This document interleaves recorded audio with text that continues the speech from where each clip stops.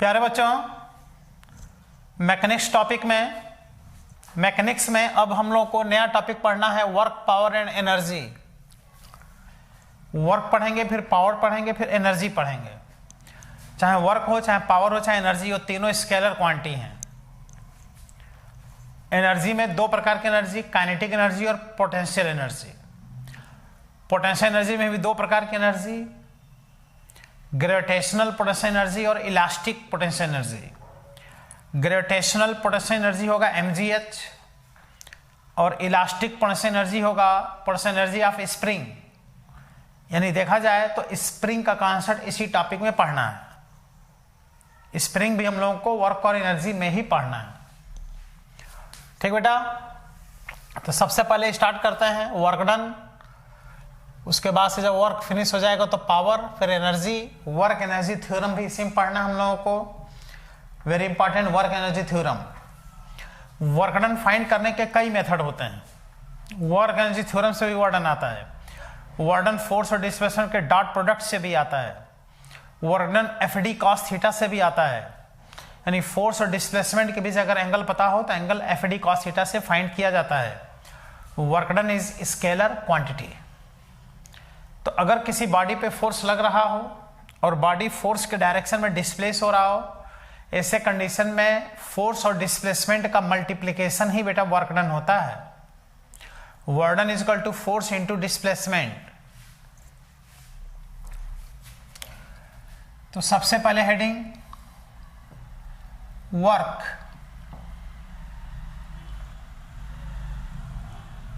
Work को W से indicate करते हैं। इस पे वेक्टर नहीं दिखाते हैं क्योंकि स्केलर क्वांटिटी है।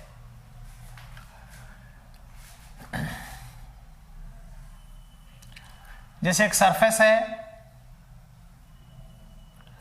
ये m मास का बॉडी है। इस बॉडी पे F फोर्स लगाया जाए और बॉडी फोर्स के डायरेक्शन में अगर D डिस्प्लेस हो तो फोर्स के द्वारा बेटा जो वर्क डन होता है वो होता है force into displacement. If a force is applied on a body and body is displaced in the direction of force, then multiplication of force and displacement is known as work done.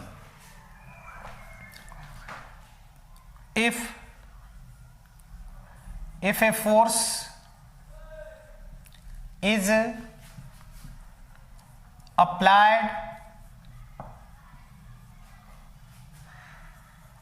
on a body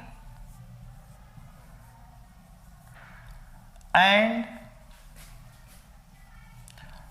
body is displaced in the direction of force, then ऐसे में multiplication of force and displacement is known as work done. Then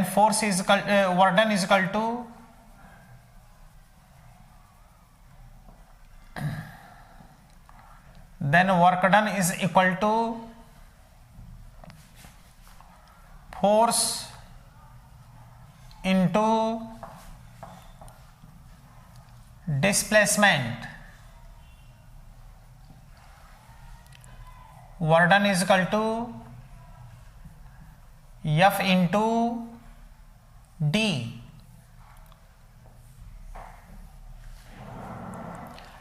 यहां से इसका unit देखा जाए तो unit होगा Newton metre, और न्यूटन मीटर को बेटा जूल भी कहा जाता है।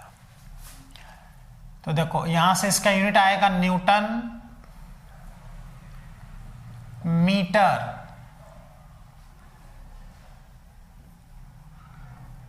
जूल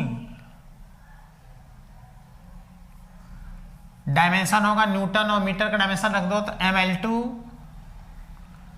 ml2T-2, क्योंकि एनर्जी का भी तो यूनिट जूल होता है, एनर्जी का भी। तो देखो एनर्जी और वर्क डन दोनों का डायमेंशन सेम होता है, ml2T-2, और यूनिट भी सेम होता है जूल। देखो अब हम बात करते हैं again 1 joule is equal to 10 power 7 erg. देख लो 1 जूल बराबर 10 पावर 7 अर्ग। तो वर्क डन का बेटा एमकेएस यूनिट जूल होता है और सीजीएस यूनिट अर्ग होता है। यह है एमकेएस और ये क्या है सीजीएस।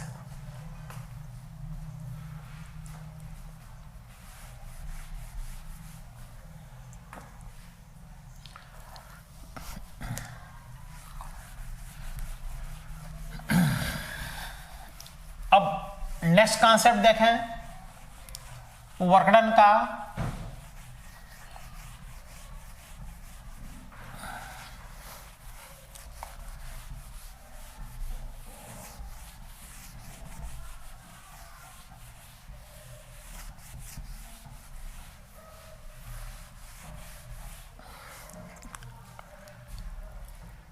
अगेन ये सरफेस है, ये ब्लॉक है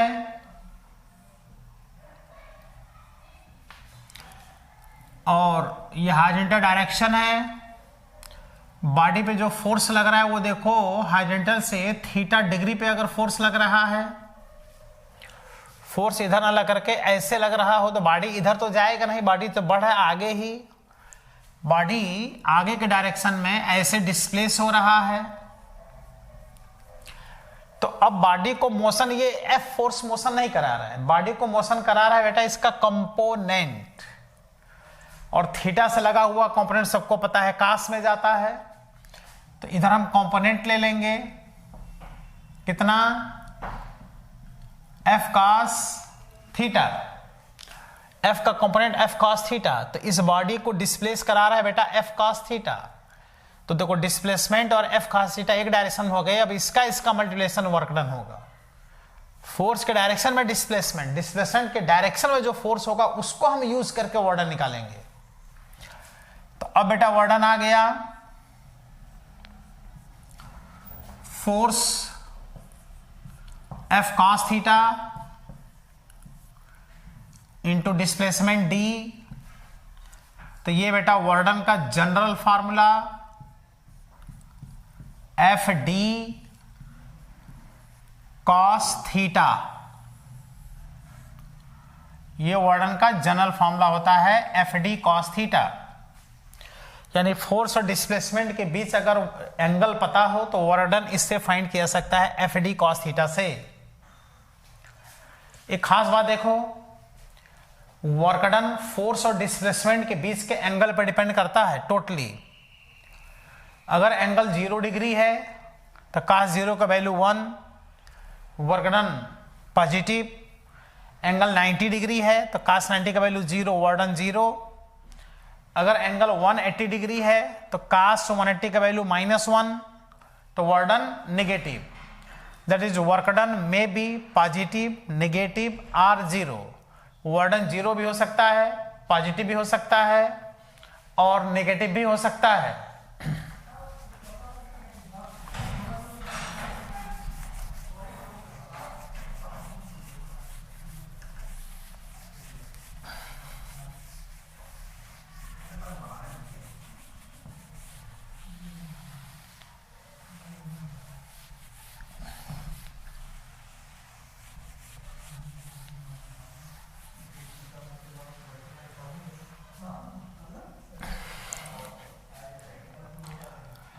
तो अब बात करता है स्पेशल केस की।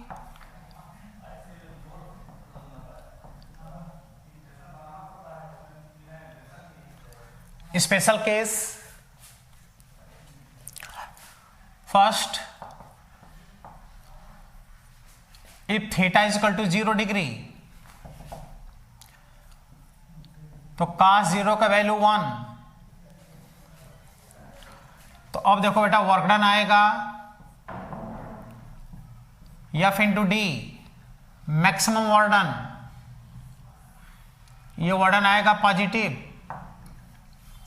अच्छा यहां से देख लो, ये जो वर्कडन है एफ डी कॉस थीटा है, A B cos theta A dot B होता है। तो एफ डी कॉस थीटा देख लो, फोर्स और डिस्प्लेसमेंट का कौन सा प्रोडक्ट बेटा, डॉट प्रोडक्ट। फोर्स और डिस्प्लेसमेंट का डॉट प्रोडक्ट वर्कडन होता है। अगर फोर्स वेक्टर फॉर्म में दे दे, डिस्प्लेसमेंट वेक्टर फॉर्म में दे दे, तो वर्कडन डॉट प्रोडक्ट से आएगा। और ये कौन सी क्वांटिटी है, वर्कडन स्केलर क्वांटिटी। तो अगर बेटा फोर्स और डिस्प्लेसमेंट वेक्टर फॉर्म में दे तो वर्कडन दोनों के डॉट प्रोडक्ट से फाइंड करना चाहिए। Second, if theta is equal to 180 degree, तो बेटा cos 180 का वैल्यू -1, ऐसे में वर्डन आएगा -f इंटू डी, निगेटिव। और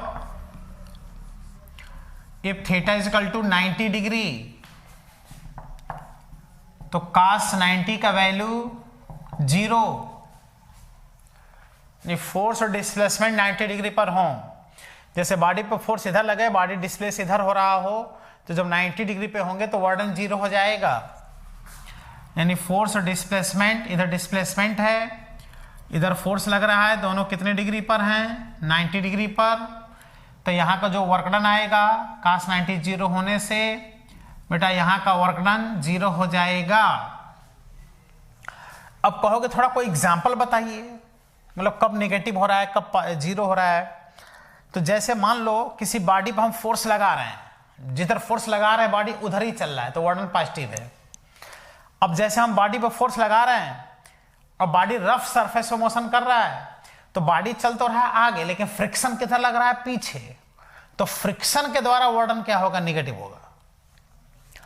फिर अगर बॉडी सर्कुलर मोशन कर रहा है, तो सर्कुलर मोशन बेटा सेंट्रीपेटल फोर्स लगता है सेंटर की तरफ, और डिस्प्लेसमेंट की टेंडेंसी होता है टेंजेंशियल, दोनों होता है 90 डिग्री पर। इसलिए सर्कुलर मोशन में सेंट्रीपेटल फोर्स के द्वारा वर्डन बेटा हमेशा क्या होता है, 0 होता है ड्यू टू सेंट्रीपेटल फोर्स। ये भी क्वेश्चन आता है कि सर्कुलर मोशन में सेंट्रीपेटल फोर्स के द्वारा वर्डन कितना होगा, तो 0 होगा।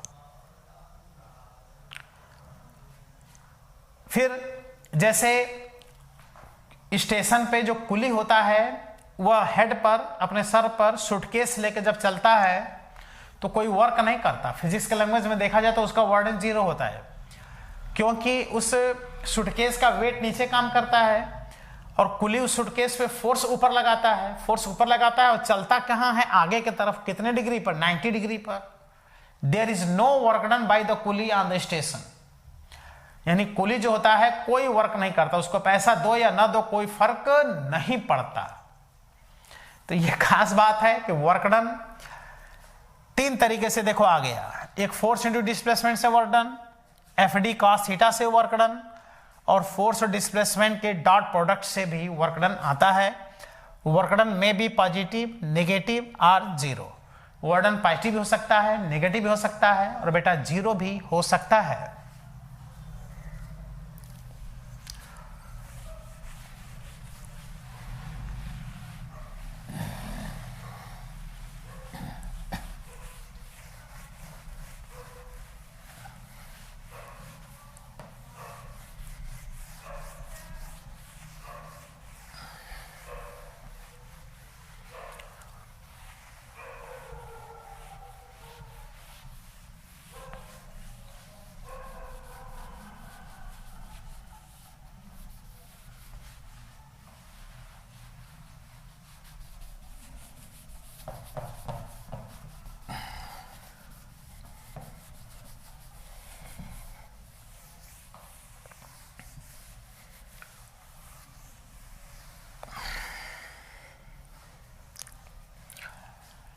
जैसे कॉन्सेप्ट है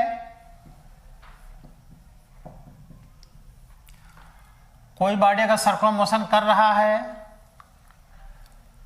तो यह होगा सेंटर, ये सेंटर होगा, और बॉडी पे centripetal force, circular motion body कर रहा है तो बॉडी पे सेंट्रीपेटल फोर्स, सर्कुलर मोशन में बताएंगे सेंट्रीपेटल फोर्स। तो सेंट्रीपेटल फोर्स हमेशा सेंटर की तरफ लगता है, और बॉडी का डिस्प्लेसमेंट की टेंडेंसी हमेशा बेटा टेंजेंशियल होता है, इससे आगे बॉडी बढ़ेगा, कहीं भी आगे ही बढ़ेगा तो डिस्प्लेसमेंट और फोर्स ये दोनों कितने डिग्री पर होंगे, 90 डिग्री पर। इसलिए देखा जाए तो सेंट्रीपेटल फोर्स और डिस्प्लेसमेंट दोनों 90 डिग्री पर होते हैं, इसलिए सेंट्रीपेटल फोर्स और डिस्प्लेसमेंट का बेटा डॉट प्रोडक्ट ये 0 होगा। इसलिए सेंट्रीपेटल फोर्स के द्वारा वर्क डन हमेशा 0 होता है सर्कुलर मोशन में, वो चाहे यूनिफॉर्म मोशन हो चाहे नॉन यूनिफॉर्म सर्कुलर मोशन हो, सेंट्रीपेटल फोर्स के द्वारा वर्क डन हमेशा 0 होगा।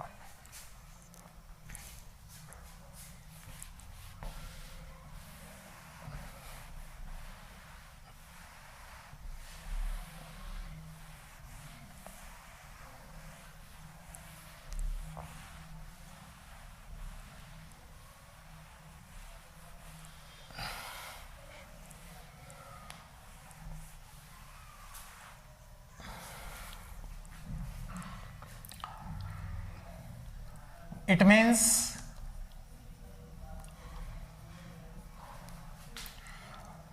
work done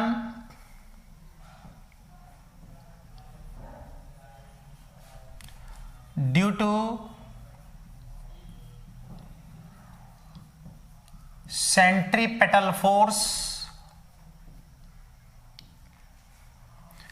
in circular motion will be always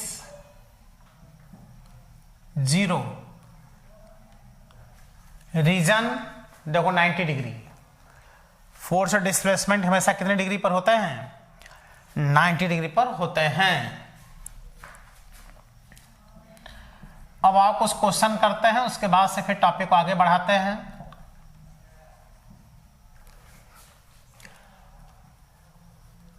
If a force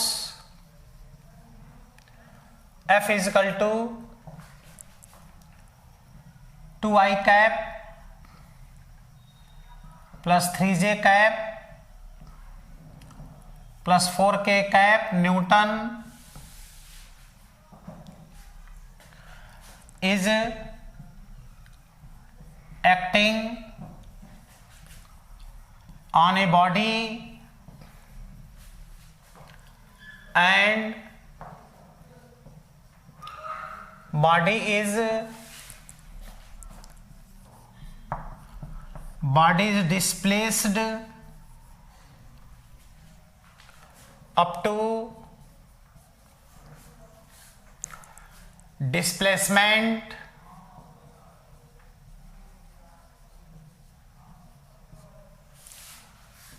d vector is equal to 2I cap plus 2J cap plus 3K cap meter, then find out work done by the force। Force के द्वारा work done find करना है। तो बताओ, force दिया है, displacement दिया है, लेकिन किस तरह से दिया है, वेक्टर फॉर्म में दिया है कि नहीं। जब वेक्टर फॉर्म में दिया है तो दोनों का कौन सा प्रोडक्ट फाइंड कर लें बेटा, डॉट प्रोडक्ट। और डॉट प्रोडक्ट सॉल्व करना वेक्टर में सीख चुके हो, ठीक है। तो दोनों का डॉट प्रोडक्ट से वर्क डन हम लोग फाइंड कर लें।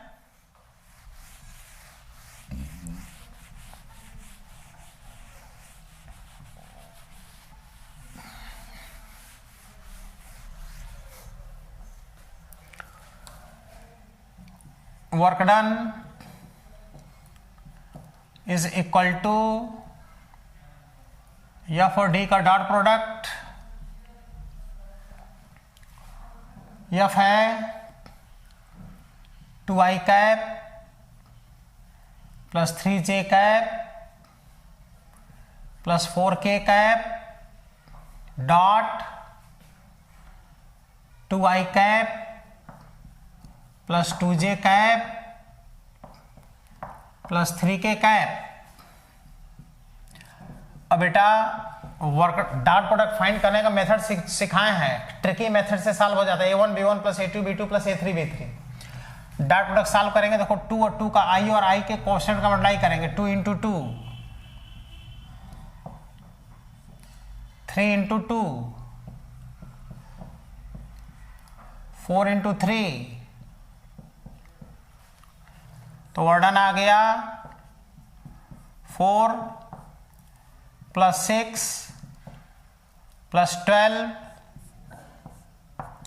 4 और 6 हो गया 10, 10 और 12 22 जूल का वर्क डन होगा। कोई डाउट?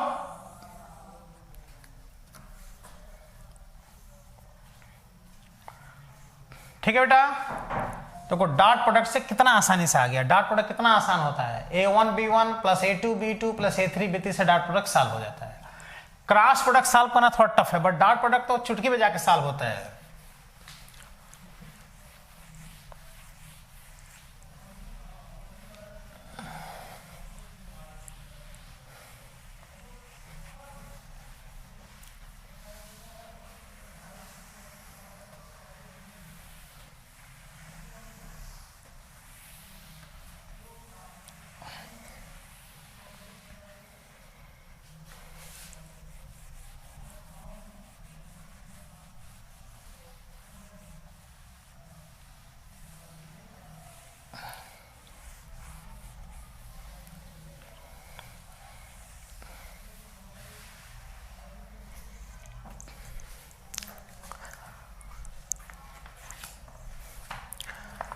असाइनमेंट में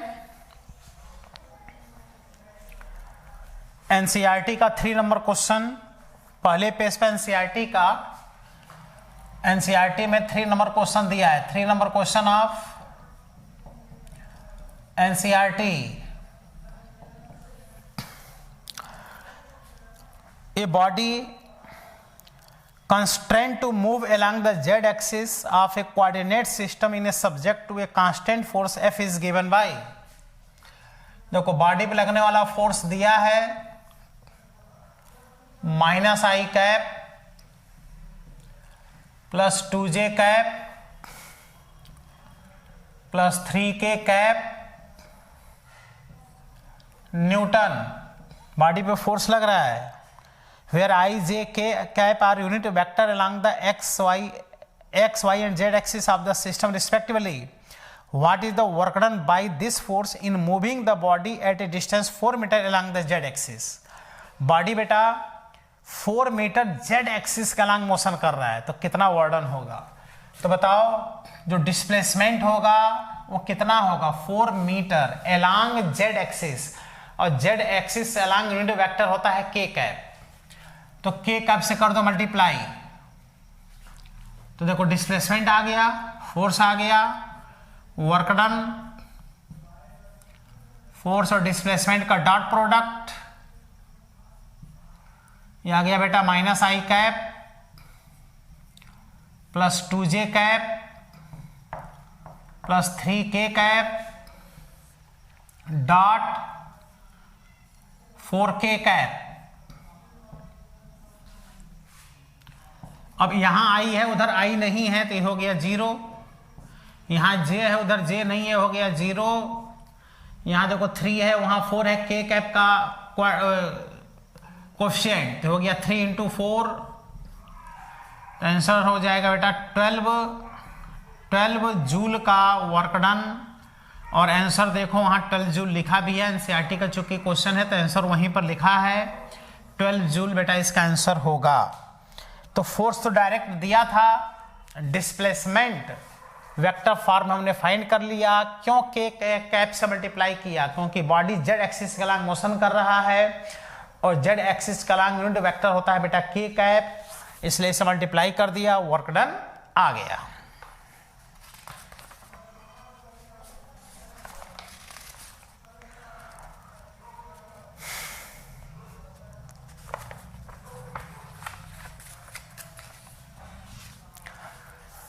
फर्स्ट लेवल से 22 नंबर क्वेश्चन।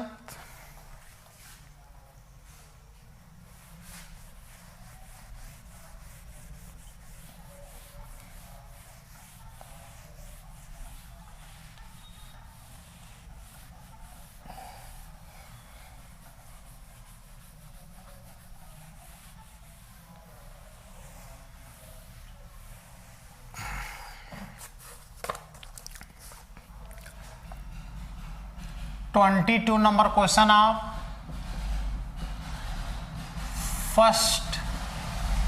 First level. ये मेडिकल में पूछा गया क्वेश्चन है। Uniform force 3i cap plus J cap, देखो जो बॉडी पे फोर्स लग रहा है वो लग रहा है 3i cap plus 4j cap, Newton का फोर्स बॉडी पे लग रहा है। मास बॉडी का है 2 kg। Hence the particle is displaced from position 2i cap plus k cap meter to position 4i cap plus 3j cap minus r cap meter, the work done by the force. Body, बहुत important question, body is displaced from initial position vector 2i cap plus k cap to final position vector 4i cap plus 3j cap minus k cap metre. अब ये नहीं कह रहा है कि इतना displacement है, वो डिस्प्लेसमेंट का इनिशियल पोजीशन वेक्टर दिया है, फाइनल पोजीशन वेक्टर दिया है और फोर्स के द्वारा वार्डन पूछ रहा है। ऑप्शन है 13 जूल, 15 जूल, 9 जूल और 6 जूल। तो बेटा जब इसको हम लोग सॉल्व करेंगे तो सबसे पहले हम लोग फाइंड करेंगे डिस्प्लेसमेंट वेक्टर, और वेक्टर टॉपिक में अगर initial position vector final position vector दिया हो तो डिस्प्लेसमेंट वेक्टर फाइंड करना हमने बताया था। तो बेटा फोर्स तो दिया ही है, तुम फाइंड कर लो डिस्प्लेसमेंट वेक्टर। डिस्प्लेसमेंट वेक्टर निकालने का मेथड देखो, अगर इनिशियल पोजीशन वेक्टर दिया हो, फाइनल पोजीशन वेक्टर दिया हो, तो फाइनल पोजीशन वेक्टर में से इनिशियल पोजीशन वेक्टर अगर माइनस कर दें तो आ जाता है डिस्प्लेसमेंट वेक्टर। तो फाइनल पोजीशन वेक्टर देख रहे हो, 4i cap plus 3j cap minus k cap minus initial position vector 2i cap plus k cap. तो यहां से डिस्प्लेसमेंट वेक्टर आ गया, देखो 4 में से 2 माइनस हुआ, 2i कैप, 3j में से इधर तो 0 है नहीं है तो हो जाएगा प्लस 3j कैप और माइनस k कैप मिलके माइनस 2k कैप मीटर। ये आ गया बेटा डिस्प्लेसमेंट। तो देख रहे हो यहां डिस्प्लेसमेंट कैसे निकाला जाता है। अगर इनिशियल और फाइनल पोजीशन वेक्टर दिया हो तो फाइनल पोजीशन वेक्टर में से इनिशियल पोजीशन वेक्टर क्या कर दिया जाता है, माइनस कर दिया जाता है। उसके बाद से डिस्प्लेसमेंट वेक्टर फाइंड कर लिया जाता है।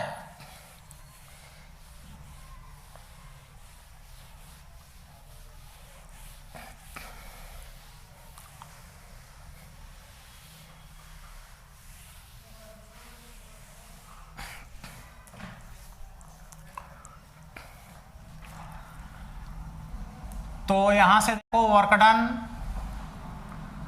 Done is equal to force और डिस्प्लेसमेंट का dot product force 3i cap plus 4j cap, but इसमें k कैप नहीं ना है तो लिख दो 0k cap dot displacement vector 2i cap plus 3j cap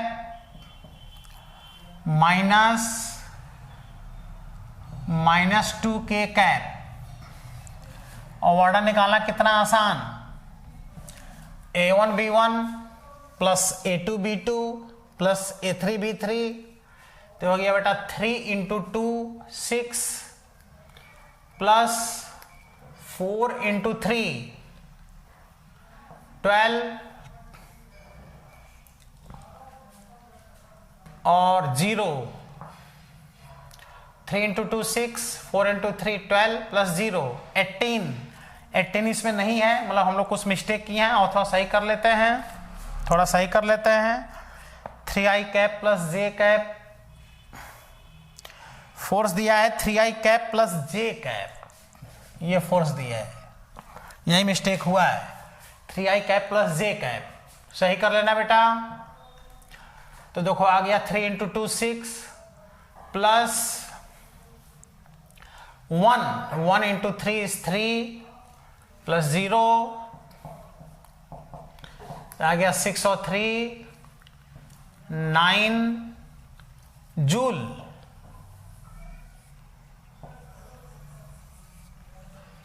ये आंसर है।